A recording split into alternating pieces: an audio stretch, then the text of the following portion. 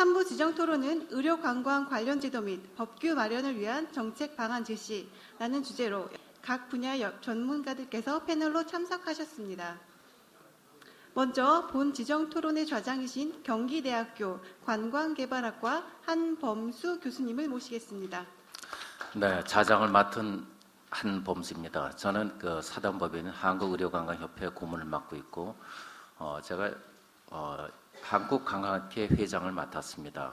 또 이 자리가 보니까 융합의 자리인 것 같습니다. 의료와 관광이 만나는, 그래서 또 의료관광협회에서 이런 포럼을 개최하게 됐고, 이 자리에서 또 우리 의사 선생님도 만나고, 또 에이전시로다가 역할을 하시는 우리 이사님, 대표 이사님들 뵙고, 또 우리 관광 쪽 같이 이렇게 융합이 되는 그런 장인 것 같습니다. 제가 지난번에도 4차 때도 제가 포럼의 좌장을 맡았었습니다만, 그때는 사실 이슈가 조금은 선명했었습니다. 오늘은 정부 사이드에서 발표를 하고, 그 다음에 의료기관에서 발표를 하고, 유치업체에서 발표를 했습니다만, 사실 세 가지 내용을 공약수로 만들어가지고 법이나 제도에 대한 개선에 대한 어떤 이슈를 생산하는 데는 다소 좀 어려움이 있지 않는가 하는 생각을 하고 있습니다. 그럼에도 불구하고 세 가지의 공통점을 우리가 한번 최대한을 한번 추려보거나, 또는 아까 발표를 하시면서 미처 말씀을 못하신 거에 대해서 이 얘기는 내가 오늘 하지 않으면은 두고두고 후회할 것 같다라는 이야기들을 좀 한번 정리를 하는 것도 나름대로 의미가 있지 않을까 하는 생각을 합니다. 시작에 앞서서 제가 퀴즈를 하나 드릴까 합니다. 여기 제가 볼 때 딱 맞추실 분은 이 단상에 한 분은 분명히 계실 것 같습니다. 제가 불러보겠습니다. 조금 전에 숫자가 나왔는데 2, 그 다음에 20, 4, 87. 혹시 이 네 개의 숫자가 무엇을 의미하는지 아신 분 있으면 손을 한번 들어주시겠습니까? 네, 제가 성공을 했습니다. 이렇게 함으로써 여러분들께서 시선을 집중할 수 있는 기회를 제가 확보를 한 것 같습니다. 여기서 2라고 하는 것은 조금 전 맨 마지막에 발표를 해주셨죠. 우리 코비즈의 이용주 대표이사님 어디 계시죠? 잠시 자리 비우셨나요? 코비즈의 이용주 대표이사님께서 처음 시작할 때 이 의료관광 마케팅에 관해서 첫 번째 내놓은 숫자가 2였습니다. 이 많은 사람 중에서 한국을 아는 사람은 단 2이었습니다 라고 얘기를 했습니다. 그 다음에 인식을 하고 있다라는 정도가 20%였습니다. 그리고 4는 처음에 국외순 파열 수술과 관련해서 4명을 수술했다는 것이었습니다. 그리고 마지막에 87은 4시 87이 됐다는 거였습니다. 지금 이번 의료관광 포럼은 제5차입니다. 4가 87이 됐는데 5가 870이 되지 말라는 법은 또한 없다고 생각을 합니다. 아마 이런 이야기들을 이 자리에서 뽑아내라고 하는 것이 아닌가 생각을 하고 있습니다. 오히려 짐을 좀 벗겠습니다. 거창하게 제도나 법을 만든다고 하기보다는 제4차에서는 불법 알선업체에 대한 문제를 제도적으로 정착시키는 그런 역할을 했습니다. 오늘 여기 단상에 계신 분들께서 여러 가지 말씀하시겠습니다만, 공약수의 이야기가 될 수도 있고, 또는 그 중에 어떤 한 가지 이슈가 우리가 한번 생각해 볼 만한 정말 제도적으로 개선이 될 거라 그러면 그걸 중심으로 해서 심층적으로 후속 연구를 해서 법과 제도는 얼마든지 만들어질 수 있다고 저는 생각을 하고 있습니다. 저는 제가 관광 전문가이긴 합니다만, 관광 관련해서 항상 새로운 분야가 일어날 때마다 제가 관여를 했고, 실제 법과 제도를 만든 일에도 많은 또 관여를 했고 역할을 해왔다고 생각을 하고 있습니다. 아마 이 단상에 계신 분들은 대한민국에서 의료관광 관련해서는 최고의 전문가분들이십니다. 그래서 이분들을 믿고 한번 순서대로 돌아가면서 짧게 말씀 나누고, 가능하면 이 플로어에서도 적어도 2분 내지는 3분의 말씀을 한번 듣고, 혹시 지명을 해서 어느 분한테 저분한테 이야기를 듣고 싶다라고 말씀하신다면 그분의 이야기를 청해 듣고 마지막으로 정리하는 과정을 통해서 오늘의 마지막 토론을 마무리할까 합니다. 역시 첫 번째 어느 분이 이렇게 말씀을 해주실 건가가 굉장히 중요할 것 같습니다. 사실 오늘의 이슈 중에 하나가 보면은 플랫폼에 관한 문제가 있었습니다. 제가 관광에서 테크놀리즘 투어리즘이라고 옛날 신라 호텔에서 1998년도에 OECD 컨퍼런스를 할 때 제가 기조 연설문을 당시 문화부 차관보가 발표하신 걸 제가 써드린 적이 있었는데, 바로 직전에 동아일보에서 관광에 대한 인포메이션 테크놀로지에 관한 것을 제가 첫 발표를 한 적이 있었습니다. 그 이후 이제는 이런 포털 사이트에서도 보면은 관광이라는 부분이 이제는 빼놓을 수 없는 부분이 됐는데, 오늘 첫 번째 이슈를 관광공사 김세만 단장님께서 이 일종의 플랫폼에 관한 것을 얘기하셨고, 그 다음에 아까 유지훈 박사께서도 1.0, 2.0, 3.0 얘기 나왔는데 다른 분 얘기하셨네요. 아직 우리는 2.0 수준에 머무르고 있다는 얘기를 했고, 또 조금 전에 정승호 휴케어 대표이사님이신가요? 맞나요? 혹시 제가 착각할 수도 있는데 마찬가지로 그런 사이트를 통해 가지고 이제는 사람들을 모객을 하는 그런 사례들을 말씀해 주셨습니다.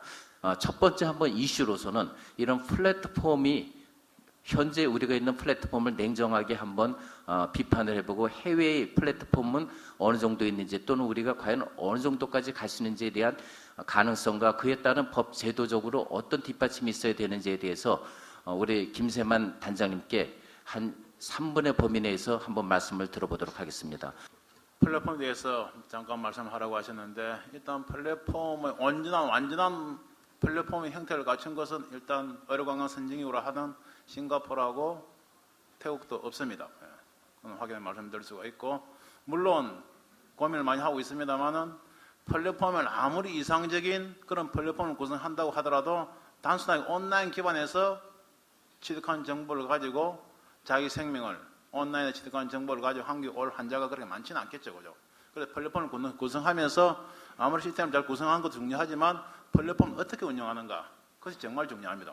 그래서 제가 아까 그 플랫폼을 실질적으로 지금 운영한 민간 베이스에서 가장 살아있는 플랫폼을 운영하고 계시는 휴케어 정 대표님의 의견도 제가 많이 듣고 있고, 실제 시스템을 구성하고 난 다음에 그 다음에 어떻게 운영할 것인가에 대해서 제가 여러분들보다 민간 업계 전문가 여러분들 의견들을 더 많이 들으려고 제가 지금 생각을 하고 있습니다. 그리고 플랫폼이 어떤 상태까지 진전이 되고 발전이 될지 그건 저와 여러분들의 달려있다고 생각을 합니다. 그대로 말씀 들으시고, 한 가지 앞으로는 저에게 또 마이크 기회를 안 주실 것 같으니까 말씀드리고 싶은 것은, 의료관광이라는 것은 마케팅입니다. 의사 선생님들, 원장님들 얼마나 좋은 의료기술을 가지고 계십니까? 찾아오신 환자분들 수술하시고 여러 가지 치료를 하시지 않습니까? 그런 분들 마케팅까지 하기는 저는 상당히 어렵다고 생각을 합니다. 그런 점에서 여러분들은 병원에 의료기술을 개발하시고 하는 집중하시고 마케팅을 뛰신 분은 누굽니까? 우리나라 지금 와 있는 어렵게 활약을 하고 계시는 의료관광 유치사업자분들 계시지 않습니까? 에이전시들 계시지 않습니까? 그죠? 그런 분들 어떻게 잘 활용하시느냐가 바로 의료관광에 진출하시고 활동하고 계시는 병원 여러분의 성패에 달려있다고 생각을 합니다. 저는 병원 관계자 만날 때마다 한번 이렇게 해보십시오 하고 이야기를 합니다. 지금 가장 문제가 유치사업자 에이전트분들이 외국에서 환자를 한 명 의료관광 유치원합니다. 그리고 병원 연결합니다. 아까 이용기 대표님도 잠깐 이야기를 하셨는데, 처음에 한번 연결시키고 나면 수수료 한 20% 30% 받고 나면 그 다음부터는 환자가 직접 병원을 가버리게 되면 유치사업자는 어떻게 됩니까? 안 되지 않습니까? 그런 의미에서 정말 병원과 유치사업자가 신뢰관계를 형성이 될 수 있다면, 즉 유치사업자가 환자를 한 명 데려왔을 때 그 환자가 그 다음에 올 때는, 두 번째 올 때는 유치사업자를 통하지 않고 병원을 직접 오더라도 최소한 2년간 3년간 정도는 그 병원이 유치사업자에게, 처음으로 환자를 데려온 유치사업자에게 어떤 수술을 보장해 줄 수 있는 그 정도의 신뢰관계가 형성이 된다면, 지금 현재 보건복지부 등록되어 있는 700~800개 되는 유치사업자들을 병원 관계 여러분들이 참다 여러분들의 손발 어떻게 보면 마케팅 툴로서 다 활용할 수 있으리라, 그런 생각이 됩니다. 플랫폼도 좋고 다른 건 다 좋습니다만은 어떻게 병원과 유치사업자 여러분들이 신뢰관계를 형성할 수 있는가, 그건 이상적인 것 같지만 제일 중요하다고 생각을 합니다. 예, 이상입니다. 제가 엊그저께인가 어떤 모임에 갔더니 그런 얘기를 하더라고요. 이제 웰리스에서, 웰빙에서, 그 다음에 힐링에서 내년에는 빌리빙이 아닌가라는 그런 키워드를 얘기를 어떤 분이 하시더라고요. 그래서 방금 신뢰에 관한 말씀하셨습니다만은, 사실 이 포털 사이트 또는 이 플랫폼을 통해 가지고 이루어졌을 때 그게 가능할까라는 이 믿음이 가장 중요하다. 아마 그 역할을 하는 데 있어서 한국관광공사가 가장 핵심적인 역할을 하지 않을까 하는 생각을 합니다. 아까 휴케어의 정승호 대표이사님 발표 자료를 보니까 하루에 한 4만 명 정도가 이렇게 방문을 한다라고 말씀을 하셨습니다. 그리고 아까 코비지의 이용조 대표이사님은 한류 스타 마케팅을 하다 보니까 불과 한 달 동안에 4억 명인가가 이렇게 방문을 하기도 한다라고 얘기를 하고 계십니다.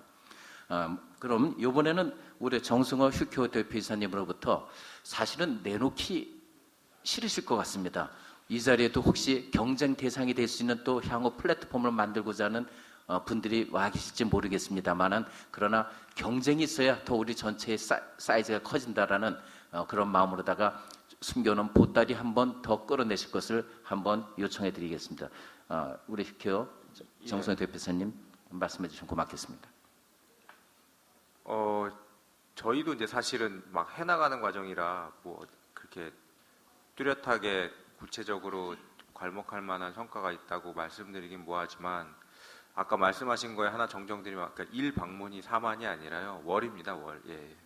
그러니까 아직 되게 미약한 사이트입니다. 그러니까 예를 들면 보통 하나의 사이트가 잘 되려면 적어도 방문객 수가 월 단위로 봤을 때 뭐 기본 10만은 해야 되고 그다음에 보통 한 50만은 넘어가야 되는 건데 그냥 제 짧은 소견으로 온라인 비즈니스를 해보면 여기도 이제 아마 각 병원의 홈페이지를 어떻게 구성하실지 아니면은 본인이 온라인 플랫폼을 어떻게 구성하실지 여러 가지 생각을 하실 텐데 처음에 첫 출발은 온라인 사이트는 어쨌든 사람 방문객을 모으는 게 제일 중요합니다. 근데 그게 기본적으로는 방문객을 모은다면 이제 고객들이 원하는 정보를 투명하게 정확한 정보를 제공하는 게 제일 중요하죠. 예.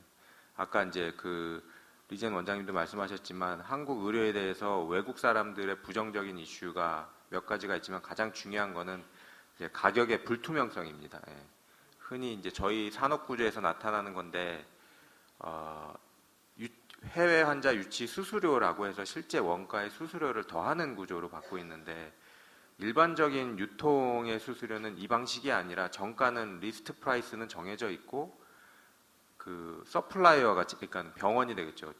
마진을 마케팅이나 유통한테 주는 게 원래 정상적이거든요. 그러니까 소비자 입장에서는 내는 가격은 동일해야 됩니다. 근데 이제 외국 사람들이 보기에는 한국인한테는 100만 원 받는데 외국인한테 120만 원 받는다라는 이제 구조적인 불리함에 대해서 이제 중국에 계신 많은 분들도 알기 시작하고 외국 사람들도 많이 알게 됩니다. 근데 온라인은 사실은 이런 불투명성을 안고 갈 수가 없어요. 결국 그래서 이제 가격을 어느 정도 노출하고 제공해 주는 것이 사실 온라인에 있어서 사람들이 가장 원하는 정보이기도 합니다. 또 하나는 이제 그 병원에 대해서 이제 과장 허위 광고가 아니라 정말 뭘 잘하는지에 대한 주관적인 객관적인 평가를 얻기를 원하는데 그 정보 역시도 그냥 단순하게 그 병원의 소개 자료를 받아서 그 웹사이트나 온라인 플랫폼을 구성하는 게 아니라 그 축적된 DB 경험이 필요하죠. 예, 몇 년간에 필요한 그 고객 입장에서 필요한 정보를 제공하려면요. 그다음에 이제 세 번째는 약간 이제 제도적인 문제인데 아까 김세만 단장님이나 다른 분들도 잠깐 언급하셨는데 제도적으로는 사실 우리나라에 있어서는 외국인 환자가 만에 하나의 사고가 있을 때 보장받을 수 있는 방법이 없습니다. 이게 이제 외국인들 입장에서는 굉장히 리스키한 거죠. 예. 그래서 이제 이런 부분을 제가 보기에 맨 마지막 세 번째 거는 이제 정부나 정부 기관이 많이 나서서 해결을 해줘야 될 것 같고요. 앞에 두 가지는 이제 사실 저희 같은 민간 사업자나 병원에서 한국의 의료에 대한 아까 얘기한 좋은 이미지를 심어주려면 가격에 대한 차별화나 그다음에 이제 너무 주관적인 정보 위주로 제공하는 것이 아니라 객관적으로 제공해야지 될 것 같습니다. 그래서 현실적으로는 저희가 이제 온라인을 지향하는 거는 지금은 오히려 이제 흔히 얘기하는 에이전시의 중간에 있어서 이제 제 표현으로는 정보의 비대칭성을 이용한 거래 관계를 만들어내는 건데 플랫폼이라 하면 거래 관계가 일단은 모든 사람한테 투명하고 공평하다는 것이 기본이라 시간은 걸리겠지만 저희가 보기에는 한국의 의료도 점차 이 방향으로 나가지 않을까. 그래서 이제 저희는 사실 온라인 플랫폼으로 외국인 환자한테 한국의 병원이나 의사를 소개하고 그 속에서 이제 뭔가 비즈니스 모델을 찾기를 바라는 겁니다. 그래서 아직 저희가 온라인 플랫폼은 이렇게 해야 된다는 생각이 있는 건 아니고 일단 저희 경험으로 봤을 때는 앞에 얘기한 세 가지 그 중에서도 사업자 입장에서 앞에 얘기한 두 가지 마지막은 좀 정부에서 많이 해결해 주는 게 필요하지 않을까라고 생각이 듭니다. 예, 그러니까 세 가지 중요한 말씀을 해주셨네요. 아까 발표에서도 나왔지만 소비자가 내는 가격은 동일해야 된다라는 거. 사실 이 사람들이 사기치는 거 아니야? 이 자체는 우리 한국 전체 의료 관광 시장의 규모를 축소 지향용으로 만들 수 있는 가장 위험한 요소다라는 말씀을 지금 또 한번 강조해 주시는 것 같습니다. 그리고 이 평가가 주관적이든 객관적이든 믿을 만한, 신뢰할 만한 평가가 이루어져야겠다라는 거. 이거는 많은 DB가 쌓여야 되는데, 그렇다면 이런 의료관광협회라든지를 통해 가지고 또는 한국관광사랑 해가지고 전체에 대해서 이런 객관적인 어떤 지표들을 앞으로 만드는 거, 이게 다 같이 살아나가는 중요한 제도 개선의 하나의 또 포인트가 되지 않을까 하는 생각도 해봅니다. 더불어서 직접적으로 제도적인 문제에 관련해서는 외국인 환자 사고에 대한 보험에 관한 그런 말씀을 해주셨는데, 이거는 사실 오래전부터 얘기가 되고 있고 앞으로도 끊임없이 제도 보완을 해야 될 그런 문제가 아닌가 싶습니다. 여간의 플랫폼을 통해서 하는 것이지만은 이런 문제들은 같이 우리가 공유하고 있다는 것을 확인한 선에서 첫 번째 토론 그 이슈는 한번 정리를 해볼까 합니다. 그럼 두 번째는 이제 직접적으로 그 의료기관에서 아까도 이제 말씀해 주셨습니다만은 말씀하시면서 조금 미진하거나 지금도 했으면 좋겠다 하는 그런 말씀을 한번 청해 듣는 순서로 하겠습니다. 아까 이제 한류 의료관광과 관련해서 두 분이 공통적인 저 사진 하나 보여주셨더라고요. 사진인가 그런 이슈를 보여주셨는데, 환하게 웃고 있는 우리 한류 스타들의 모습을 보고 이렇게 해달라라는 얘기를 할 때 아마 그 직접적인 사진은 신천 다인 치과병원의 우리 대표 원장님께서 보여주셨는데, 우리 대표 원장님께 아까 치과에 대한 그런 이야기를 제가 들으면서 참 굉장히 관심 있게 들었습니다. 혹시 치과하고 성형외과의 공조관계에 대한 오늘은 치과에서 치료받고 내일은 성형외과에서 치료받는다 그런 말씀해 주셨는데, 못다한 말씀을 조금 청해 드릴까 합니다. 더불어서 이런 치과 진료와 관련해서 제도적으로 이런 것들이 보완이 되면 좋겠다 하는 말씀, 그런 아이디어가 있으면 또 한번 말씀해 주시면 고맙겠습니다. 저 나름대로 굉장히 고민하면서 그 의료관광에 임하게 됐는데요. 치과에서 가장 힘들었었던 부분들은 치료를 빨리 끝내야 된다라는 그런 부분들입니다. 제가 많은 그 에이전시 분들하고 의료 관광을 하시는 분들을 만나봐도 과연 그 환자를 데리고 갔을 때 그 환자가 과연 이 시간 동안 끝낼 수 있는가라는 부분에 대해서 가장 의문을 많이 품었습니다. 근데 그것을 준비하는 과정들이 제일 힘들었었고요. 전체적으로 제가 보기에는 그 치아 성형이라든가 아니면 일반 성형이라든가 그런 부분들이 같이 매치돼서 그 한류라는 부분과 같이 마케팅 포인트로 삼는다라면 굉장히 의미 있는 그 상승 효과를 볼 수 있다라고 생각을 합니다. 대부분 그 치아 성형하는 분들이 젊은 여성들이고, 그 여성들은 대한민국 연예인들에 대해서 많이 관심을 갖고 있습니다. 그런 부분들을 적극 마케팅 포인트에 이용하면 성형외과와 치과가 더불어서 어떤 시너지 효과가 있을 거라고 생각합니다. 다른 부분들, 그 법적인 제조 부분들은 너무 어떻게 보면은 너무 많은 부분들, 뭐 비자 문제에서부터 그 치료의 어떤 사고에 대한 보험 문제, 그리고 뭐 불법 에이전시 문제, 그런 것들은 아마 너무 산적해서 현재 조금씩 고쳐 나가야 되지 않을까라고 생각합니다. 아까 유지윤 박사가 이제 웰리스에 관한 얘기를 해줬는데, 거기에도 보면 단계별로 다 1, 2, 3, 4단계 하면서 처음엔 중증이 아니라 이런 초기의 그런 상황부터 가는 것으로 다 이렇게 잡고 있었는데, 어쩌면은 가장 많이 알려진 이런 성형이라든지 또는 지금 이렇게 뜨고 있는 치과라든지 이런 부분들이 공동 마케팅을 하면 굉장히 좋겠다라는 그런 생각을 하고 그런 말씀을 해주셨습니다. 그 다음에 정부에서도 의료 관광에 대해서 법 제도적으로 지원을 하겠다라고 매번 대통령이 바뀔 때마다 공약사항은 나오고 있습니다만, 실제 정부에서도 무엇을 어떻게 해야 되는지에 대해서는 아직 정확한 방향을 잡고 있다고 생각하지 않습니다. 역시 그거는 우리가 해나가야 될 과제가 아닌가라는 생각을 합니다. 기왕에 내친 김에 아까 의료 관광에 대한 콘서트와 같다는 그런 표현을 해주셨는데, 우리 말씀하실 때 보니까 굉장히 젠틀하게 당황할 만한 상황이었는데도 상황을 굉장히 부드럽게 잘 대처하셨던 리젠 메디컬 그룹의 우리 김우정 대표 원장님께 치과하고 성형외과의 공동 마케팅 방안까지를 연계해서 한번 더 하신 말씀을 한번 청해 듣도록 하겠습니다. 실제로 치과 진료를 원하시는 그런 환자분이랑 성형외과를 원하시는 환자분 그리고 피부과를 원하시는 환자분이 많이 겹치는 게 사실입니다. 그래서 저희 그 리젠 메디컬 그룹은 성형외과 기반의 그런 병원이긴 하지만 피부과와 치과 원장님들의 그런 협진 체제를 구축을 하고 있거든요. 그래서 원스톱 시스템을 구축을 하고 성형과 미용에 관련된 그런 다양한 시술 분야들, 특히 피부과 그 시술하고 성형외과는 아주 뭐 뗄래야 뗄 수 없는 그런 관계가 있기 때문에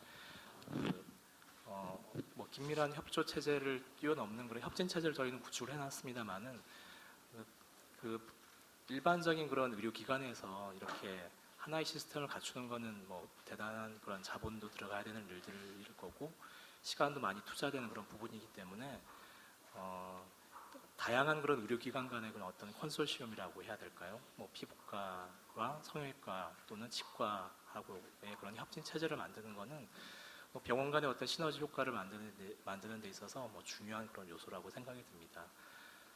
그런 의미에서 그런 그 뭐 저기 국가 차원에서라도 그런 여러 가지 활발한 그런 활동들을 지원해 주신다면 더 좋은 그런 효과를 낼 수 있을 거라고 생각이 들고요. 아까 잠깐 그 전 주제로 돌아가서 아까 플랫폼 말씀하셨던 것 중에 제가 꼭 말씀드리고 싶은 부분이 하나 있어서 말씀을 드리는데요.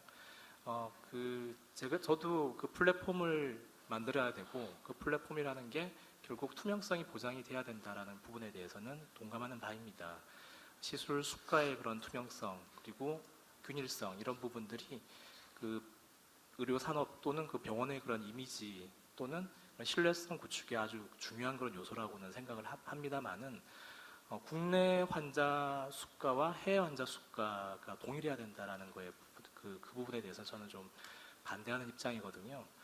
실제로 어떤 그 가격이 책정될 때 원가라는 그런 개념이 투입이 된다면 의료는 시간과 그런 서비스의 그런 투입량이라는 게 결정이 돼야 될 텐데 외국인 환자 같은 경우에는 실제 국내 환자보다 2배에서 3배 정도 이상의 시간과 인력이 투입이 되는 그런 특성이 있습니다. 그래서 저희 병원 같은 경우에는 국내 환자 수가와는 다른 외국인 환자 수가라는 것을 따로 만들고 그 외국인 환자 수가는 국내 환자 수가에 비해서 조금 높게 책정을 하고 있는 그런 시스템을 가지고 구축을 하고 있고요. 물론 그 외국인 환자 수가는 통일되게 이렇게 그 제시가 될 수 있도록 노력을 하고 있는 그런 상황입니다만은 그래서 모든 그 가격이 국내든 그 국외 환자든 동일해야 된다라는 그런 생각보다는 국내 환자 수가는 따로 있고 해외 환자 수가는 해외 환자 수가라고 하는 그런 통일된 그런 수가 체계가 아마 갖춰질 수 있다면 그런 온라인상의 플랫폼이 좀 더 활성화될 수 있지 않을까라는 그런 생각을 해봤습니다. 네. 우리 그 김우정 그 대표원장님께서 아주 중요한 말씀을 해주셨던 것 같습니다. 사실 우리가 수가는 동일해야 된다라는 고정관념을 가지고 있는데 거긴 분명히 시간과 또는 협력에 따른 비용이 있기 때문에 다를 수 있다. 단 그 관계는 외국 환자는 동일하게 균일한 그런 투명성이 보장되는 것이 중요하다는 그런 말씀해 주셨습니다. 사실 이런 토론을 다 끝나고 나서 플로어에 자 말씀하실 분 없습니까? 라고 하기보다는 이제 네 분의 토론을 우리가 일단 마무리했습니다. 혹시 이 순간에 네 분이 말씀하신 것과 관련해서 플랫폼이든 또는 치과 이런 진료든 또는 성형외과 진료와 관련된 어떤 시스템이나 법 제도에 관한 거에 대해서 혹시 플로어에서 의견 있으신 분 한 2분 정도 마이크를 먼저 드리도록 하겠습니다. 마이크 좀 부탁드리겠습니다. 앞쪽에 먼저 뒤에 계신 먼저 손 드셨으니까 뒤쪽에 저쪽에 이쪽입니다. 안녕하십니까. 저는 그 주식회사 제이프렌즈라는 회사의 그 장래은 대표라고 합니다. 다름이 아니라 저는 그 하고 있는 일이 그 현재 이렇게 중국어판 한국 의료건강 전문 잡지를 만들고 있습니다. 국내 최초죠. 제가 이것을 만들면서 느껴지는 여러 가지 이야기들입니다. 그리고 이 잡지에는 저희가 항상 어떻게 이 잡지는 국내에 들어오는 중국인들이 보라고 하는 한국 미용 성형 전문 잡지입니다. 한국 코리아 메디컬 뷰티 매거진입니다. 이것을 만들게 된 배경은요.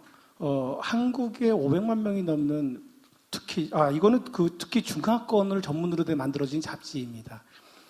그들에게 어떻게 한국의 의료 관광을 올바르게 설명할 것인가 이런 고민 속에서 만들어졌습니다. 저희 회사는 기존에 뷰티 매거진 미체라는 메디컬 뷰티 매거진을 8년째 만들어 오고 있는 회사입니다. 그리고 또 이제 의료 관광에 관심이 있어서 하다 보니까 이런 걸 하게 됐는데 이것도 나름대로의 어떤 하나의 언론이다 보니까 저희 회사의 나름대로 어떻게 한국의 의료 관광을 특히 외국인들에게 올바로 전달할 수 있을 것인가 항상 이런 고민을 하게 됩니다. 어떻게 편중되지 않게 할 것인가. 그래서 예를 들면은 기사를 쓸 때 한국 의료 관광 속지 않고 하는 비결, 올바른 비결 이런 여러 가지 제목들로 막 많은 어필을 하게 되고 있습니다. 아까 김우정 원장님 말씀하셨는데 의료 수가 공개 부분 말씀하셨고 다른 분들 아까 플랫폼에 대한 말씀을 많이들 하셨습니다. 의료 수가 공개 부분들 실제로 저희 회사도 의료관광 에이전시 부분을 하고 있기 때문에 한 50여 개 병원의 의료 수가를 저희들은 갖고 있습니다. 전체를 다 받고 있습니다. 그리고 여러 번의 그 환자 유치를 많은 경험을 갖고 있고요. 그러다 보니까 근데 저희가 한 가지 이 잡지가 한국에 들어온 사람만 보는 것이 아니라 모바일 어플리케이션에서 7878을 검색하시면은 중국말로 지바 한국정농이라는 한국 성형미용이라는 그 모바일 플랫폼을 저희가 벌써 개발해서 이제 불과 얼마 전부터 운영하기 시작하고 있습니다. 그 안에서 이 잡지를 전 세계 중화권에 있는 사람들이 보게 되고 있고요. 그런데 중요한 거는 잡지만 다운로드 받아보는 게 아니라 그 안에서 각 병원의 브로셔들을 똑같이 다운로드 받아서 보관해서 보실 수 있게끔 시스템이 되어 있습니다. 거기에 커뮤니티 사이트가 있어서요. 서로 간에 소통할 수 있고 질문과 답변, 각 병원의 홍보 소식을 올릴 수 있게끔 되어 있습니다. 제가 말씀드린 거는 저희 거를 홍보하려고 말씀드린 것이 아니라 그 중에 지금 저희가 의료 수가 공개 부분 때문에 말씀을 드립니다. 그 안에 견적 프로그램이라는 게 있습니다. 외국인들이 한국에 들어왔을 때 각 부위별로 어느 병원에서 성형을 하고 싶을 것인가. 견적 항상 제일 궁금한 것은 금액이거든요. 근데 금액을 갖다가 각 병원에서 저희가 수가를 갖고 있음에도 불구하고 이걸 노출시켜도 되겠습니까? 라고 물어보면은 대부분 안 하려고 합니다. 그래서 샘플링으로 저희가 아이디 성형외과를 하나 놓았습니다. 아이디 성형외과는 노출을 하겠다 그러더라고요. 그리고 워킹으로는 환자가 오든 에이전시 통해서 오든 자기들이 받는 금액은 똑같습니다. 라고 이야기를 하더라고요. 제가 김우정 원장님하고 같은 마음을 갖고 있는 것은 한국의 의료 수가, 외국인 의료 수가는 높아도 괜찮습니다. 의료 수가가 높고 낮고의 문제가 아니라 그것이 서로 간에 지켜지고 있느냐가 더 중요한 것 같아요. 한국 의료 수가 높아야죠. 더 좋은 병원 가면 높아야죠. 한국은 500여 개의 특히 강남 지역 같은 경우도 치열한 경쟁 속에서 기술과 여러 가지 경쟁 속에서 살아남는 엄청난 성형 강국이죠. 그러면 우리나라 와서 성형 받는 비용 비싸도 괜찮습니다. 중요한 거는 이것이 들락달락거리면서 각종 브로커들, 결국에는 그 많은 비용들이 중국인들에게 넘어가고 있는 것이 더 큰 문제라는 거죠. 이달에 지금 하고 있는 북경 박람회 그들의 모토가 뭔지 아십니까? 중국에서는 박람회 하면서 중국 환자 외국인에게 뺏기지 말자였습니다. 그런데 거기 가서 한국 병원들이 들어가서 우리 의료관광 한국에 오시오 하고 있는 그런 꼴을 보게 됩니다. 앞으로 우리나라 시장 어떻게 갈지 잘 모르겠지만 정직하게 가야지 시장이 커져야 된다고 생각합니다. 그리고 그 에이전시들 역할들 분명하게 그들이 살아갈 수 있게끔 정부에서 정책적으로 또 병원들이 아까 환자 한 명 왔다고 처음에는 마진 주고 두 번째, 세 번째는 직접 관리해서 한국에 왔던 환자들 두 번, 세 번 계속 옵니다. 또 데리고 옵니다. 그다음부터 직접적으로 관리하면서 다 이익 얻는다면은 뭐하러 법을 만들어 놓고 에이전시라는 법을 왜 만들어 놓습니까? 법대로 또 그런 규정대로 더 장기적인 시장을 키워가고 그런 파이를 키워나갈 수 있는 시스템이 좀 더 돼야 된다고 생각을 들고요. 특히 잡지라는 어떤 이런 나름대로 언론이다 보니까 조금 더 한국의 의료 관광을 올바로 전달하려고 노력을 하고 있습니다. 편중되지 않게 노력하고 있습니다. 정부에서도 많이 좀 지원도 해주시고 격려도 해주셨으면 참 좋겠습니다. 이상입니다. 예. 그 50개의 그 의료기관의 수가를 이제 갖고 계신다라는 말씀도 해주셨고, 그러나 공개를 막상 원하는 곳은 많지는 않았고 한 군데가 원해서 이렇게 했다는 말씀해 주셨는데, 역시 그것도 워킹이든 또 통해서 가든 가격은 같다. 이건 아까 앞서 말씀해 주신 토론자들하고 내용이 같은 것 같습니다. 역시 균일해야 되겠다라는 거. 그러면서 맨 마지막에 중요한 역할을 주셨는데, 에이전시도 투명하게 그 역할을 해야 되겠다. 그래야지만 법대로 규정대로 해야지만 전체 팔을 키워간다. 이건 사실은 가장 핵심 키포인트라고 생각합니다. 한때 TV에서 불만제론가 하는 프로그램에서 이런 거를 발표한 적이 있습니다. 제가 한국 이 관광에 관해서 불편 신고를 들어온 제가 심의위원도 했고, 우리나라 관광 상품제가 10년 넘게 인바운드, 아웃바운드, 도메스틱에 대한 우수 상품 평가를 제가 책임을 맡고 그거를 하고 있습니다. 하다 보니까 관심 있게 봤었는데, 일본에서 동일한 상품, 베트남 가는 상품, 한국에 가는 상품을 했는데 일본에서 가는 상품이 조금 비쌌었습니다. 근데 나중에 보니까 돌아올 때 계산해 보니까 한국에서 간 상품이 오히려 더 손해를 봤다라고 원가 계산한 게 TV의 그 프로그램에서 나온 적이 있었습니다. 사실 이런 상황이 관광에서 보면은 이제 현지에 있는 그런 여행사들이 이제 그런 역할들이 있었는데, 원가보다도 이미 여행을 가면서 마이너스 상태로 가는 거죠. 어떻게 보면 볼모로 가고 있는데, 의료 관광에 관해서는 그런 현상들이 절대 일어나지 않도록 처음부터 시스템을 확고히 하는 게 가장 중요한 제도 개선이고 제도 정착에 관한 문제가 아닐까 하는 생각을 합니다. 더불어서 의료 수가에 관한 문제, 분명히 차별적인 의료 수가는 존재할 수 있다.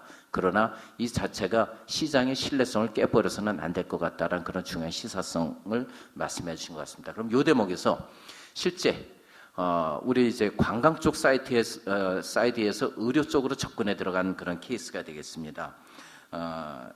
코엔시의 김용진 대표이사님을 모시고서 그럼 이건 어떤 시각에서 바라봐야 되는지에 대해서 한번 말씀을 청해 듣도록 하겠습니다.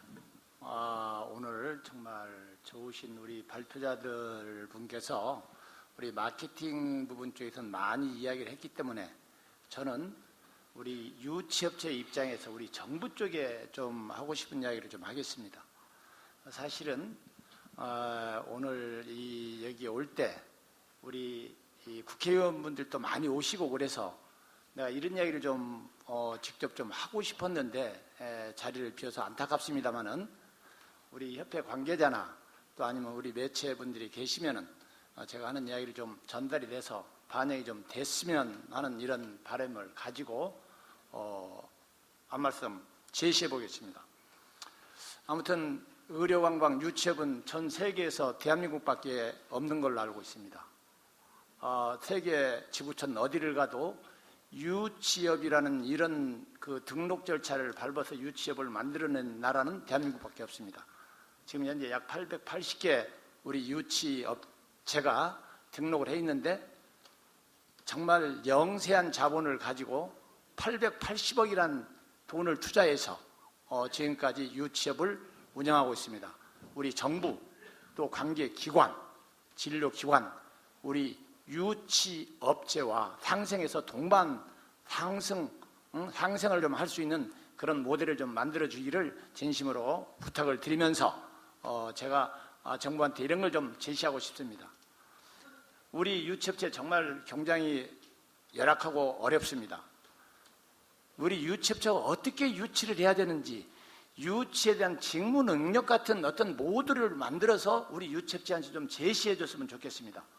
지금 우리 박근혜 정부에서 수천억이라는 돈을 들여서 각 업종별로 NCS 소위 직무 능력을 개발하고 있습니다. 우리 유치업체에도 외국인 환자를 어떻게 유치하면 정말 효율적으로 유치할 수 있는가, 이러한 어떤 모델을 좀 만들어서 제시해 주었으면 하는 이런 그 바람을 가지고 있습니다.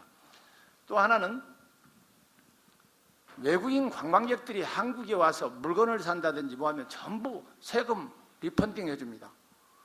우리 열악한 영세업자들이 그 의료기관에서 받는 몇 프로의 수수료, 영세율 좀 계속적으로 좀 이렇게 상시적으로 이렇게 좀 적용을 받을 수 있도록 좀 조치를 좀 해줬으면 좋겠습니다. 이 부분도 강력히 주장을 해 가는 바고요. 아까 방금 그 말씀하신 분 있죠. 유치 등록을 해놓고 왜 프로카 시장을 만들어갑니까? 법을 만들어 놨으면 무등록 진료기관, 무등록 업자들, 브로커들, 또 진료기관이 무등록 업자하고 거래하는 사람들 강력하게 단속해야 됩니다. 이게 법만 만들어 놓고 지키지 않는다면 이거 아무런 소용이 없습니다. 만들어 놨기 때문에 좀 강력하게 좀 단속을 할 수 있는 이런 절차가 좀 필요하지 않겠나, 이렇게 생각을 합니다. 저는 개인적으로 대한민국 의료관광이 활성화되려면 1차, 2차 진료기관들이 활성화가 돼야 됩니다. 그래서 1차 진료기관, 2차 진료기관들을 지원 확대를 통해서 의료관광의 활성화의 어떤 대안을 좀 찾을 수 있도록 정부에서 적극적으로 1, 2차 병원에 좀 지원을 해줬으면 하는 이런 그 바람을 가지고 있습니다. 지금 또 하나는 정부나 지자체 진료기관들 경쟁적으로 지금 다니면서 마케팅을 하고 출혈 경쟁을 하고 있습니다. 이것들이 미치는 영향이 외국에서 보는 시각이 대단히 좋지 않습니다. 그래서 정부, 관계기관, 진료기관들 제발 경쟁적으로 해외에 나가서 이렇게 출혈적 경쟁을 좀 자제해 줬으면 하는 이런 바람입니다. 정말 가능한 한 우리 유치 업체와 동반해서 효율성으로 이렇게 좀 유치 활동을 해줬으면 하는 그런 바람입니다. 아까 방금 그 말씀하셨죠. 외국인 환자들이 한국에 올 때 대단히 두렵습니다. 저희 역시 환자들이 한국에서 만약에 진료 후 의료사고가 나면 이거 어떻게 할까? 굉장히 노심초사하고 있습니다. 확실한 대안을 좀 해서 의료사고에 대한 확실한 대안을 좀 정부에서 마련해 줘야 된다고 생각합니다. 저는 이 일반 관광객도 유치를 하고 있습니다만은 지금부터 한 4, 5년 전에 이런 사례가 있었습니다. 사스가 한국에 이렇게 왔을 때요, 외국인들이 한국에 접근할 때 두려워서 접근을 못하는 이런 상황이 있었습니다. 저희 관광협회에서 만약에 한국에서 사스에 감염이 된다면 1억 원을 보상해 주겠다라는 그런 거를 걸었었습니다. 정말 어떤 사람은 그래, 나 한국에서 사스에 한번 걸려서 1억 원을 보상을 받아야 되겠다 할 정도로 편안한 마음으로 한국에 접근해 올 수 있었다는 겁니다. 우리 의료관광객들이 한국에서 진료를 받고 만약에 이런 의료사고에 대한 확실한 정부의 대응책을 가지고 있다면 편안히 접근할 수 있기 때문에 그러한 보장책을 정부에서 좀 마련해 주시라는 겁니다. 또 마지막으로 우리 의료관광 유치업체는 지금 조연 역할을 하고 있습니다. 아까도 여러분들이 말씀하셨지만은 정말 의료관광은 유치가 꽃입니다. 유치의 중심에 유치업체가 서야 되는데 조연으로서는 그 극이 절대 빛을 발할 수 없습니다. 의료관광 유치업체가 주연급이 될 수 있도록 정부에서 역할을 할 수 있도록 지원을 해 주셔야 된다고 생각합니다. 저는 정말 우리 그 의료관광이 활성화되려면 유치업체가 활성화되지 않고는 절대 대한민국 의료관광의 미래는 없다라고 생각합니다. 그래서 정말 유치업체가 중심이 된 의료관광 시장으로 확대가 대단히 필요합니다. 그래서 마지막으로 저는 우리 정부나 학계한테 우리 의료관광의 성공을 위해서는 정부, 지자체, 관계기관, 진료기관, 학계, 우리 유치업체가 함께 어우러져서 모든 것을 관리하고 이게 만들어갈 수 있는 하나의 싱크탱크 같은 이런 협의체의 구성을 저는 제안하는 바입니다. 그래서 정부, 기관, 진료기관, 학계, 우리 유치업체가 더불어서 하나의 싱크탱크를 만들어가지고 한국 의료관광의 활성화의 대안을 찾아야 되지 않겠느냐, 이렇게 생각하고 있습니다. 고맙습니다. 아마 우리 김용진 대표이사님한테 지금부터 30분을 드려도 30분 동안 피를 통하면서 하실 말씀이 많이 있는 것 같습니다.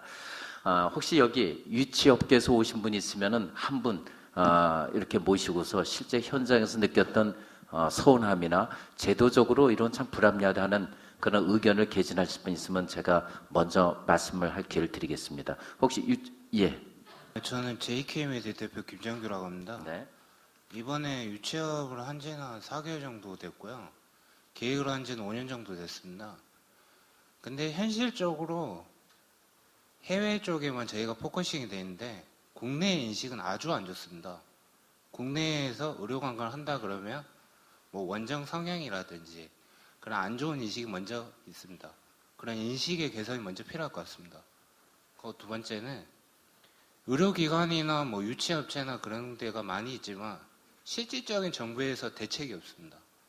그런 대책과 제도적인 개선이 절실히 필요하고, 세 번째는 의료관광이라는 이 메리트의 사업은 의료와 관광이 결합됐기 때문에 많이 있습니다. 그래서 우리나라에는 한류라는 문화가 있고 그 한류라는 문화를 통해서 파생된 효과가 큽니다. 그러니까 한번 연예인이 와서 한국 연예인 좋아한다 해서 한국 연예인 좋아한다 해서 와가지고 하는 그런 나라가 아니라 우리나라의 문화, 컨텐츠를 많이 활성을 해야 그런 어깨가 많이 살아날 것 같습니다. 이상입니다. 예, 고맙습니다. 두 분의 말씀을 들었는데 여기서 아까 말씀하셨지만은 혹시 그 신촌 대한병원의 우리 대표 원장님이나 우리 리젠시의 김우정 원장님께서 거꾸로 유치업체하고 이렇게 좀 갈등을 겪었던 사례나 유치업체가 오히려 이런 역할을 좀 해줬으면 더 좋았겠다 하는 그런 보완할 말씀이 있으시면 좀 부탁을 드려도 어떨지 모르겠어요. 혹시 있으신지요? 유치업체 하시는 분들 고생하시는 것도 알고 그렇습니다.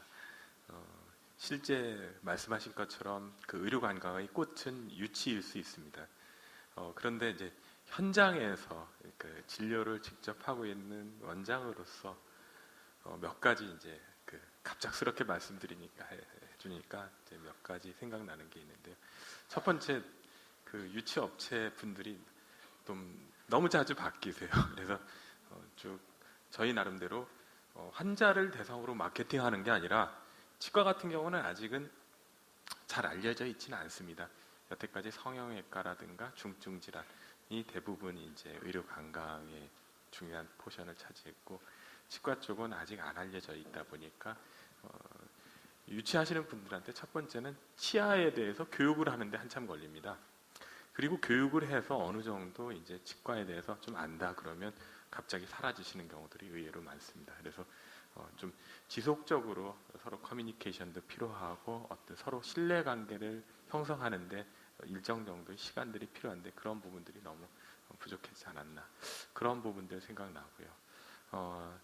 또 하나는 실질적으로 이제 그 영역이 어디까지냐라는 거죠. 저희들은 이제 치료하는 전 과정에서 디테일한 부분들까지 어떻게 통역이 필요합니다. 근데 대부분 유치하시는 분들이 통역을 데리고 외국 환자를 데리고 오십니다.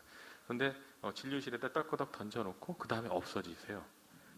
그리고 이제 진료가 끝났을 때 저녁 때 픽업을 해가시고, 그런데 과연 이제 그 부분들도 영역이 어디까지인가, 과연 진료실까지 와서 통역을 할 것인가, 아니면 통역은 병원에 있는 통역을 이용할 것인가, 그런 부분들도 서로 좀 조율이 필요하지 않나라고 생각됩니다.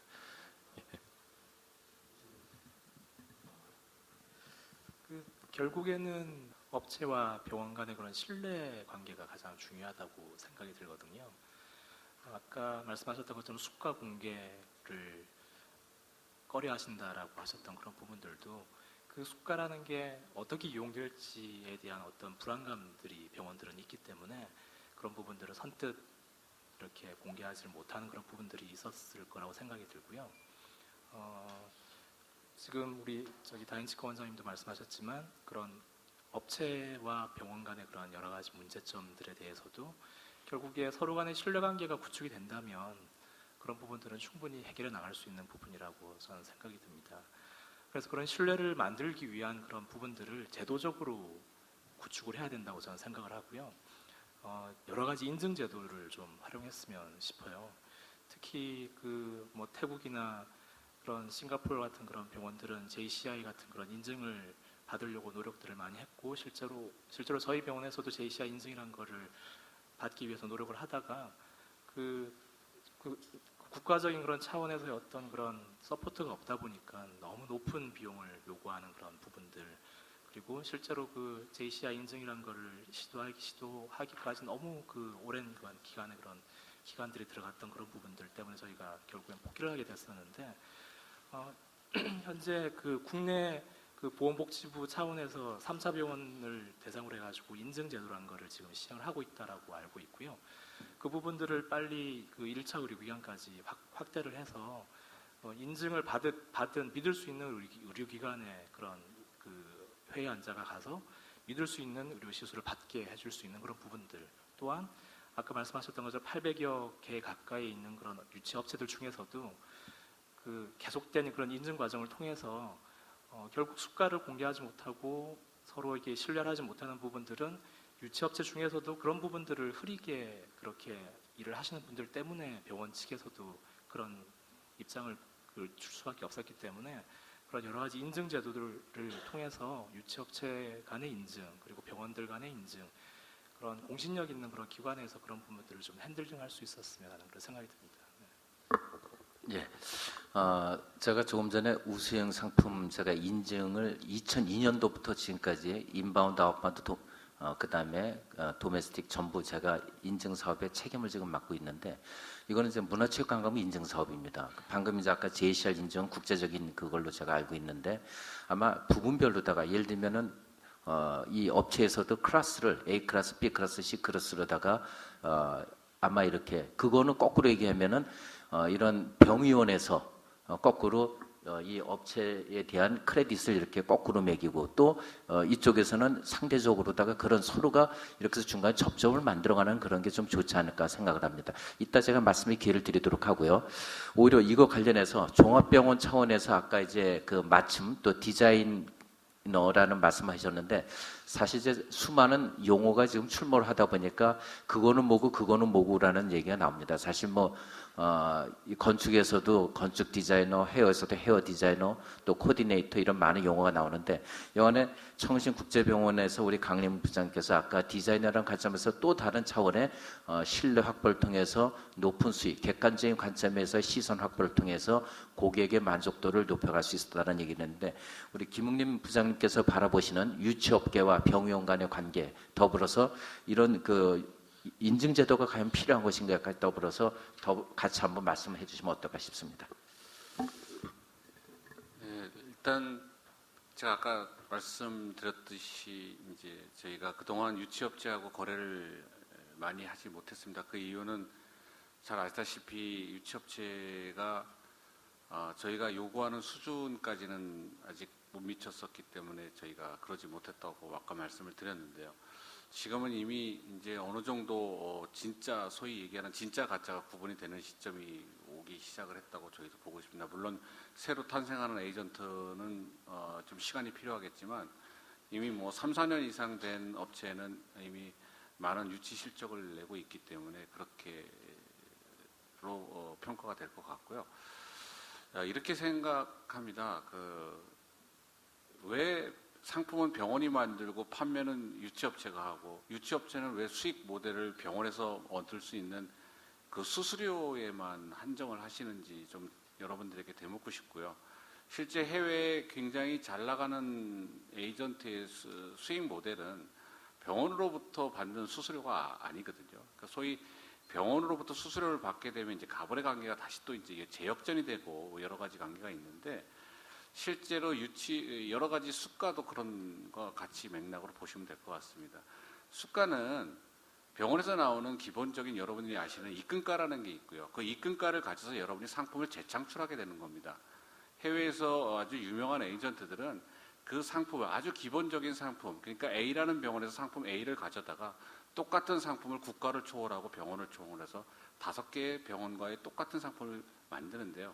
가격은 보통 6배에서 10배 차이까지 날 정도로 가격을 차이나게 만듭니다. 이거는 여러 가지 이유가 있을 수 있습니다. 이제 여러분들 아마 유치업체분께서 거래하시다 보면 가장 수수료를 많이 주는 병원에 이렇게 아마 소개를 했을 겁니다. 근데 그 병원에서 문제가 생겼을 때 환자로부터 컴플레인을 여러분이 제일 먼저 받게 되는데, 아마 그 해외에 있는 유명한 에이전트는 아마 그런 과정을 겪었을 것 같아요. 그래서 다양한 병원들하고 상품을 만드는 거는 고객으로 하여금 고를 수 있는 선택 권한을 주는 거고요.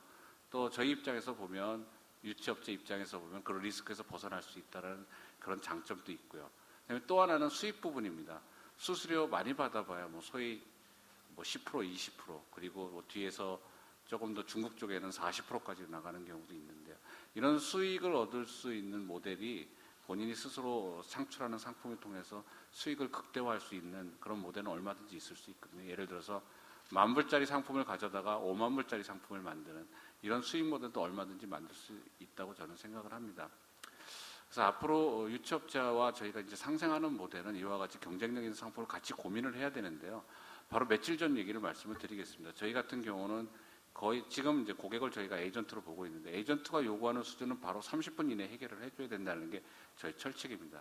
근데 에이전트가 이런 요구를 하셨어요. 니네 병원에서 모발 이식을 하느냐? 저희 병원 모발 이식 하지 않거든요. 근데 에이전트께서 모발 이식을 잘하는 팀이 있다.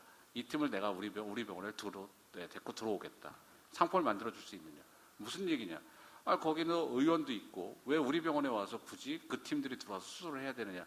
아마 아실 겁니다. 여러 가지 이유가 있다는 것. 첫 번째는 뭐 중국 환자인 경우 규모를 봐야 되는데 그 의원 같은 경우는 너무 규모가 작다. 그래서 환자의 신뢰를 얻기 어렵다. 청신국제병원이 갖고 있는 규모 그리고 그 로컬 의원이 갖고 있는 기술력을 결합하면 참 좋겠다라는 상품을 가지고 오셨어요. 저희가 그걸 상당히 긍정적으로 지금 상품을 준비하고 있는데요. 바로 그와 같이 그런데 이게 또 이제 법적인 문제가 있습니다. 저도 이제 법적인 문제를 좀 제안을 드리고 싶었는데요. 뭐냐면 정말 기술 좋고 실력 좋은 선생님, 로컬 선생님들이 계신데 이분들이 다 개설자로 되어 있으십니다. 개설 원장님께서는 타 병원에서 이렇게 진료를 보기에는 좀 제한적인 요건들이 많이 있거든요. 그래서 이런 부분들이 정말 실력 있는 의사 선생님들께서 아까 말씀드렸던 그런 어떤 규모 위주의 그런 것들 때문에 그런 상품을 못 만든다면 이런 것도 좀 법적인 문제를 해결해 줬으면 좋을 것 같고요. 자꾸 여러분들께서 그 의료 사고에 대해서 걱정을 많이 하시는데요. 실제로 현장에서의 의료 사고는 원만히 다 해결되고 있습니다. 첫 번째는 여러분이 아실 수 없을 정도로 그냥 조용히 해결되는 거고요. 또 하나는 이게 이제 표면적으로 나왔을 때의 부분은 명확하게 구분이 되어 있습니다. 의료법 39조에도 나와 있듯이 아주 명확합니다. 그걸 수술했던 집도의가 책임이 있으면 그 집도의가 소속되어 있는 병원에서 책임 보상이 완벽하게 다 처리가 되고 있어요. 그런데 여러분께서는 자꾸 마치 그럴 것이다, 의료사고가 나면 어떡할 것인가 이걸 걱정을 하시는데 그 부분은 이미 저희가 30년 동안 국내 환자를 보러온 그 케이스가 있기 때문에 특별히 여러분들이 걱정하실 부분은 아닙니다. 그 부분은 병원에서 100% 다 책임을 지고 있기 때문에 그 부분은 걱정 안 하셔도 될 것 같습니다. 그런데 몇몇 여러분들이 잘못 아시고 있는 사례가 자꾸 좀 잘못 알려져 있는 것 같은데요. 전혀 그런 문제는 없다고 제가 말씀을 드리도록 하겠습니다. 저희 병원 사망사고까지 있었지만 다 원만히 처리됐고 그거에 대해서 어떤 여러 가지 뭐 그걸 소개하셨던 에이전트에도 피해가 갔거나 그런 점은 없음을 다시 한번 말씀드리겠습니다. 감사합니다. 예, 고맙습니다. 우리 그 강림 부장님께서 말씀하신 중에 앞으로 또 우리가 좀 한번 고민해봐야 될 이슈 하나가 또 저는 이제 찾았다라는 생각을 합니다. 그건 아까 국내 내국인 환자하고 외국인 환자하고 수가는 다를 수 있다. 그러나 나머지 기본적으로는 수가는 투명해야 되고 다 균일해야 된다는 얘기가 있었는데 동일한 수가를 갖고 다양한 형태, 외국의 경우는 한 5배까지도 차이가 나는 상품을 만들 수 있다라는데 이건 굉장히 재미있는 이슈이면서도 사실은 이게 전체 파이를 키울 수 있는 건지 또는 이것 때문에 전체 파이가 줄어들 수 있는 것인지에 대한 거는 우리가 좀 논의가 좀 필요하지 않을까 생각합니다. 이것도 오늘 지금 현재 시간이 5시 55분이기 때문에 이걸 갖고 계속 논의하기는 어렵고 향후를 위한 숙제로다가 잠시 이 자리에 리저브를 하고요.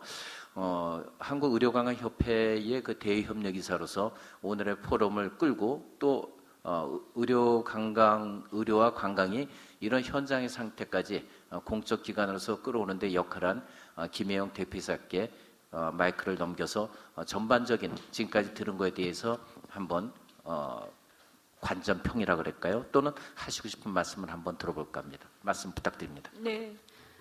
먼저 오늘 지정 토론에서 저는 3가지의 정책 방안을 의료관광 업계를 위한 3가지 정책 방안을 제안을 하고 싶습니다.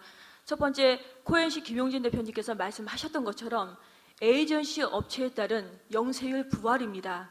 이 부분은 2010년부터 2011년간 2년간 한시적으로 전후되었습니다. 수출업체 같은 경우도 그 국가에서 외화 수익을 독려하기 위해서 부가가치세 영세율을 적용을 하고 있습니다. 우리 의료관광 업계 같은 경우도 수출업체와 같은 맥락입니다. 외화 수익을 하고 있는 그런 산업입니다. 그런 부분에서 유치업체에 따른 부가가치세 영세율은 다시 부활하고 상시적으로 적용을 해야 된다는 점을 말씀을 드리고 싶습니다. 이 부분은 비단 에이전시만의 문제는 아닙니다.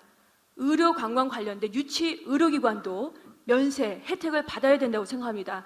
의료기관은 지금 현재 모두 면세 사업자입니다만 5가지 분야에 따라서 분야에 관해서 과세를 적용을 받고 있습니다. 그 부분은 쌍꺼풀 수술, 그 다음에 코 수술, 그 다음에 가슴 확대, 그 다음에 지방 흡입, 주름 제거 수술입니다. 예를 들어서 해외 환자가 오셨을 때 100만 원의 수술비를 내셨을 경우에는 VAT, 텍스가 붙어진 110만 원을 계산을 하게 됩니다.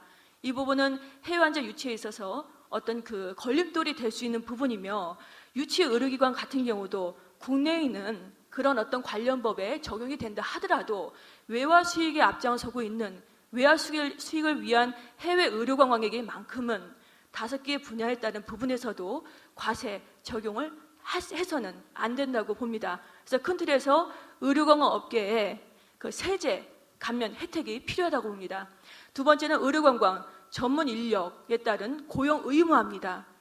지금 현재 국제의료관광 코디네이터 같은 경우도 국가 자격증이 이제 신설됐습니다만 의료관광 전문 인력에는 많은 범위가 있습니다. 코디네이터라든지 상담을 전문적으로 하는 의료관광 컨설턴트라든지 아니면 의료관광 통역사, 마케터, 푸드 테라피스트, 의료관광 에스테틱이 관련된 테라피스트 여러 분야의 의료관광 전문 인력이 존재를 하고 있습니다. 이런 부분에서 국가에서도 양질의 의료관광 서비스를 제공을 하기 위한 부분에서라도 고용 의무화 제도를 통해서 일자리 창출에도 기여를 해야 될 것입니다. 먼저 국제의료관광 코디네이터부터 먼저 한 단계 고용 의무화를 통해서 다른 쪽도 의료는 아시다시피 전문적인 의학적인 어떤 부분들이 함께 결합되어 있는 그런 산업이기 때문에 그런 부분은 매우 의료관광의 경쟁력을 위해서 매우 필요한 부분이라고 생각합니다. 그 다음에 마지막은 오늘 그 개회사 때 김장실 의원께서 말씀하신 것처럼 싱가포르 메디신을 언급을 하셨습니다. 우리 김용진 대표님도 언급을 하셨는데 이 부분에 따른 의료관광 전담 통합기구가 필요하다고 생각합니다. 지금 현재 문화체육관광부나 보건복지부나 법무부나 여러 부서에서 의료관광 관련된 산업을 전개해 나가고 있습니다만 열심히 최선을 다하고 있지만 싱가포르처럼 의료관광 초기의 활성화를 위해서 우리나라 같은 경우도 의료관광 전담 통합기구 민관도 상관없습니다. 그런 부분을 통해서 좀 더 신속하고 그 다음에 관련된 법 제도라든지 아니면 어떤 세제 그런 혜택들이라든지 관련된 사항들이 일괄적으로 스피드하게 진행이 돼야 된다고 생각합니다. 그래서 시간 관계상 첫 번째 의료관광 업계에 따른 세제 혜택 마련이 중요하고 두 번째가 의료관광 전문 인력에 따른 고용 의무가 중요하다고 생각하고 세 번째는 의료관광 통합 전문 기구가 필요하다고 생각을 합니다. 이상입니다. 우리 김영 대표님께서 에이전시의 영수율 문제를 말씀하셨는데 제가 이제 관광 전문가다 보니까 관광 호텔업에서의 영수율 문제는 사실은 거의 80년대부터 핵심 이슈였습니다. 저도 이제 정부 정책 연구기관에서 이 영수율에 관한 연구를 했는데 근데 조세 전문가들은 결국 조세 제도를 이게 교란을 한다라는 관점에서 상당히 터부시를 해왔습니다. 그래서 대기업과 한국 방문의 해라든지 또는 주요 국가 이슈가 있던 뭐 2002 월드컵이라든지 그런 때 한해서 한시적으로 적용했던 적은 있습니다. 근데 이제 이 경우에는 만약에 한다 그러면 전략적으로는 조세 전문가하고 더불어 가지고 이거는 이 효과를 측정을 하고 이렇게 했을 때 이럴 것이다라는 것으로 되는 게 아니라 그 효과가 영세를 했을 때가 하지 않았을 때보다 더 얼마만큼이 난다는 객관적인 데이터나 추정 자료로서 그거를 효과를 증명해야 되는 노력이 필요할 거다라는 제 경험의 말씀 하나 드리고요. 그 다음에 제 의료 관광 고용 의무화 말씀하셨는데 사실 이것은 필요할 수도 있지만 경우에 따라서는 시장의 고용의 유연성을 저해할 수 있는 또 다른 부작용의 문제도 실제는 있습니다. 그래서 이 문제도 아마 어떻게 보면 여기 이제 의료기관의 원장님들도 계십니다만 양자 간의 그 관계에서도 이 문제도 또 하나의 향후 더 깊은 토의가 필요한 이슈감이 아닐까 하는 생각이 들고요. 아까 싱가포르에 그런 말씀하셨는데 전담 통합기구가 필요할 것이다. 분명히 여러 가지 이슈들이 따로따로 노는 것이 아니라 보건복지부나 문화체육관광부나 따로 노는 게 아니라 같이 통합해서 어떤 것을 협력하고 어떤 것을 각자 나가고 이런 것들이 필요하지 않겠는가. 아까 저는 김우정 대표이사님께서 말씀하셨던 인증제도에 관한 문제는 사실은 민간 부분에서도 어쩌면 적극적으로 오히려 주도적으로 할 수 있는 문제도 아닌가 생각을 합니다. 제가 한국보건산업진흥원에서 뷰티 관광에 관한 걸 할 때 저보고 심사를 해달래요. 저도 뭔지 모르고 했는데 겨우 네일이든 스킨케어든 스파든 뭐 이런 거와 관련 헤어든 제가 거기 무슨 조회가 있다고. 근데 다니다 보니까 어디가 좋고 어디가 나쁜지는 보이기 시작하더라고요.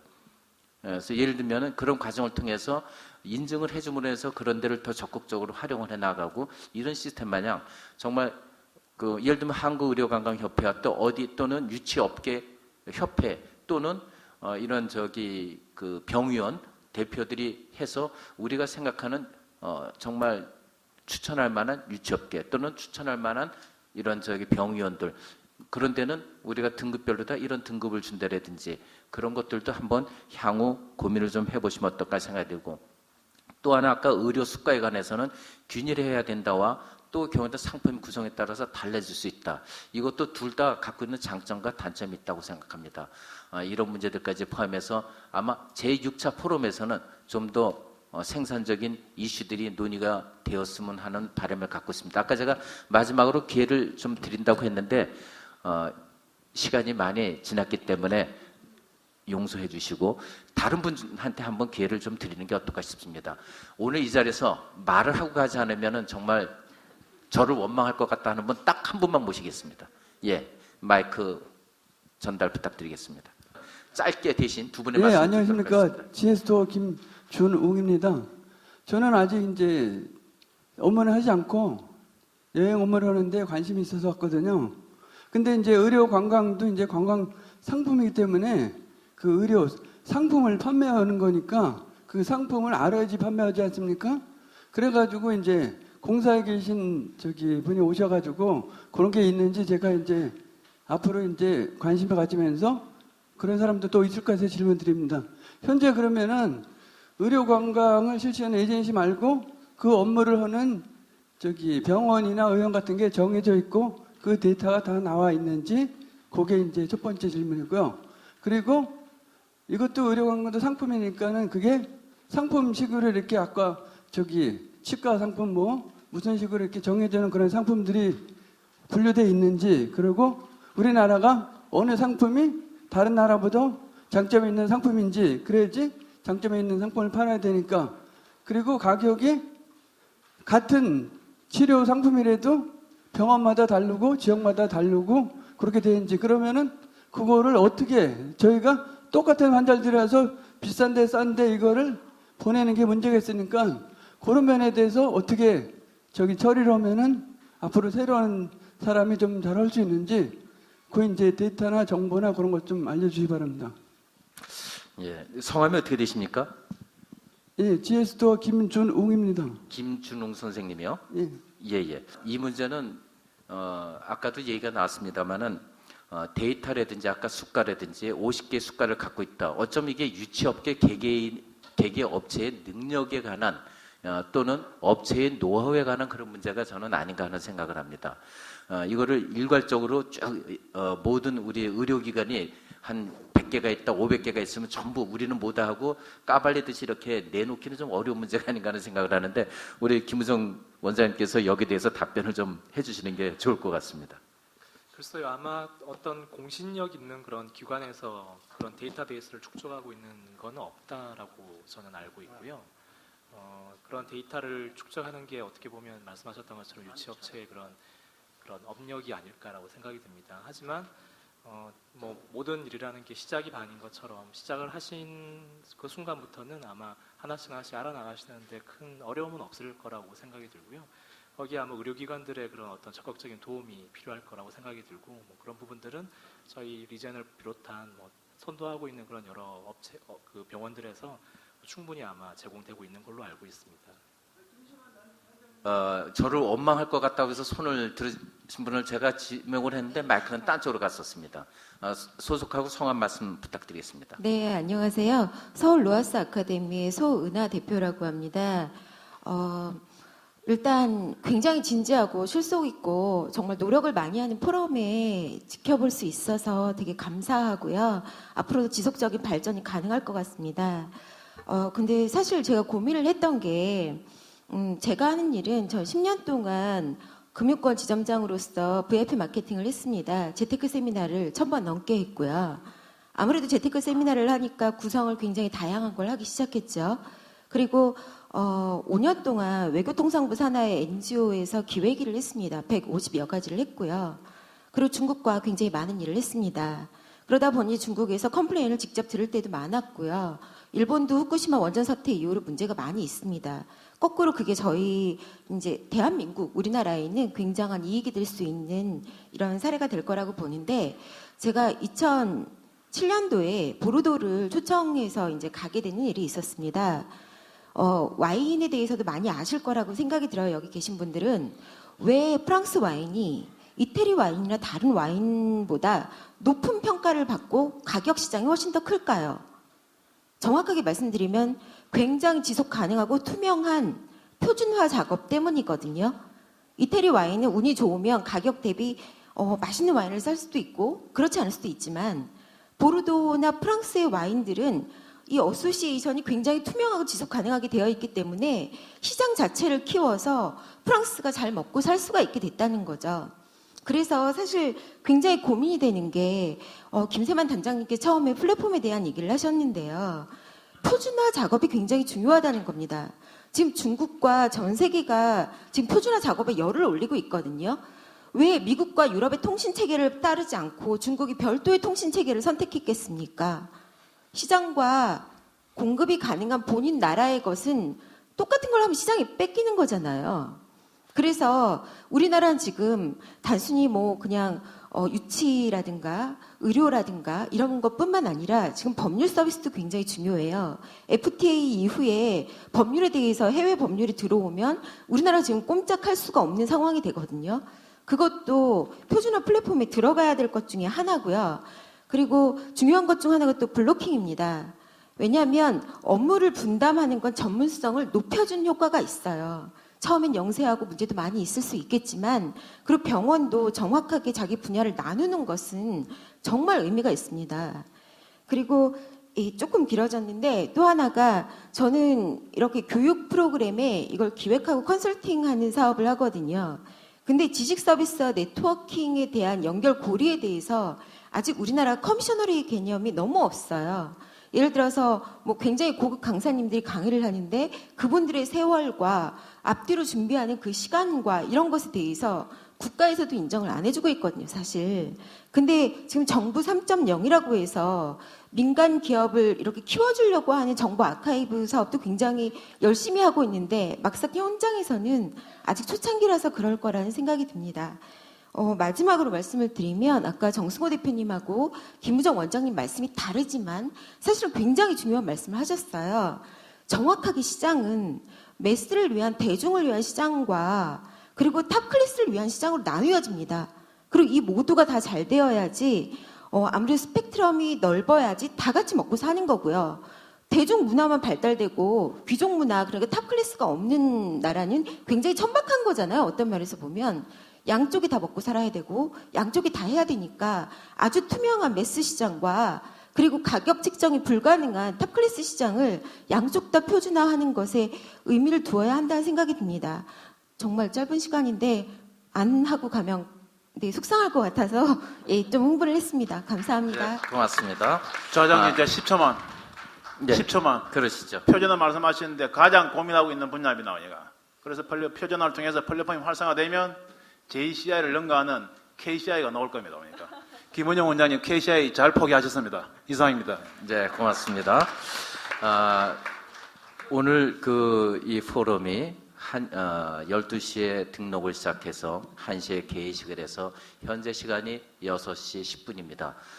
통상 이렇게 마지막 끝나는 순간이 되면은 실질적으로 이빨까지 다 빠지고 플로어에 있는 여기 단상에 올라온 사람이 플로어에 계신 분보다 경우에 따라서 더 많아서 민망한 그런 상황도 종종 있습니다. 그럼에도 불구하고 지금 거의 이 시간까지 많은 분들이 플로어를 지켜주신 데 대해서 진심으로 감사의 말씀을 한국의료관광협회와 한국관공사를 대신해서 제가 감사의 말씀을 드리겠습니다.